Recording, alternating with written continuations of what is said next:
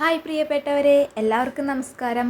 ഇന്ന് നമുക്കൊരു നാരങ്ങ അച്ചാർ ഇട്ടാലോ? നമ്മുടെ അമ്മ സ്പെഷ്യലിൻ്റെ സ്പെഷ്യൽ നാരങ്ങ അച്ചാർ. അപ്പോൾ അതിനായി നമ്മൾ 1/2 കിലോ നാരങ്ങയാണ് എടുത്തത്. അപ്പോൾ നന്നായിട്ട് കഴുകി എടുക്കണം. ഇതിപ്പോൾ ഞാൻ വെള്ളത്തിലിട്ടേക്കുവാണേ.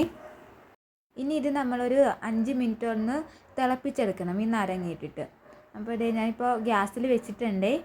അപ്പോൾ ഇതേ നമുക്ക് നാരങ്ങ ഇങ്ങനെ കിട്ടിയിട്ടുണ്ട്. നാരങ്ങ നന്നായി പൊട്ടിപ്പോകാതെ നോക്കണേ. ഇനി ഇത് നമുക്ക് അരിഞ്ഞെടുക്കാം. ഒരു 4ആയിട്ടോ 8 കഷ്ണങ്ങളായിട്ടോ എങ്ങനെയെന്ന് വെച്ചാൽ നമ്മുടെ ഇഷ്ടത്തിനനുസരിച്ച് നമ്മളിത് അരിഞ്ഞെടുക്കണം. അപ്പോൾ ഇതേ നമുക്ക് കുറച്ച് മാങ്ങ കിട്ടിയിട്ടുണ്ട്. അപ്പോൾ ഇത് ഇനി നല്ലോണം ഉപ്പിലിട്ട് വയ്ക്കണം. ഉപ്പിലിട്ട് വെച്ചിട്ട് നമുക്ക് അച്ചാറിടുന്നതാണ്.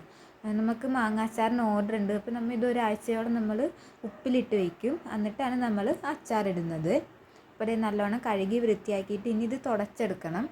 എന്നിട്ട് ഉപ്പിലിട്ട് വയ്ക്കുമ്പോൾ കേടുണ്ടാവില്ല.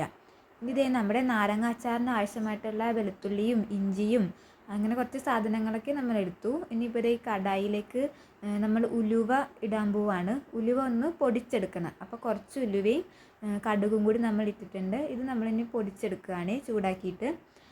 അപ്പോൾ കടായിൽ തന്നെ നമ്മൾ കുറച്ച് നല്ലെണ്ണ ഒഴിച്ചിട്ട് 1 സ്പൂൺ കടുകും കുറച്ച് ഉലുവയും കൂടി ഇട്ടു. പിന്നെ നമ്മുടെ ഇഞ്ചിയും വെളുത്തുള്ളിയും കറിവേപ്പിലയും ഉണക്കമുളകൊക്കെ നമ്മൾ അതിലേക്ക് ഇട്ടിട്ടുണ്ട്. ഇനി ഇത് നന്നായിട്ടൊന്ന് മൊരിയിച്ചെടുക്കണം. പിന്നെ നമ്മുടെ വേവിച്ച് വെച്ച നാരങ്ങയിലേക്ക് കായപ്പൊടിയും ഈ പൊടിച്ച് വെച്ച ഉലുവാപ്പൊടിയും പിന്നെ മുളക് പൊടിയും മഞ്ഞൾപ്പൊടിയും ഉപ്പും ഇട്ട് നമ്മൾ പുരട്ടി വെച്ചിരിക്കുകയാണ്. നമ്മൾ ആ കടായിലോട്ട് ഇട്ട് കൊടുത്തിട്ടുണ്ട്. നമ്മൾ ലേശം ശർക്കര ഒന്ന് ആ എരിവും ഇതെല്ലാം ഒന്ന് ബാലൻസ് ആവാൻ, പുളിയും ഒക്കെ ഒന്ന് ബാലൻസ് ആവാൻ വേണ്ടി നമ്മൾ ലേശം ശർക്കരയാണ് യൂസ് ചെയ്യുന്നത്. പിന്നെ കുറച്ച് കായപ്പൊടിയും കൂടി ലാസ്റ്റ് ഇടും. ഇത് നമ്മുടെ അച്ചാർ റെഡി ആയിട്ടുണ്ട്. അപ്പോൾ വേണ്ടവർ എത്രയും വേഗം തന്നെ ഓർഡർ തരണേ.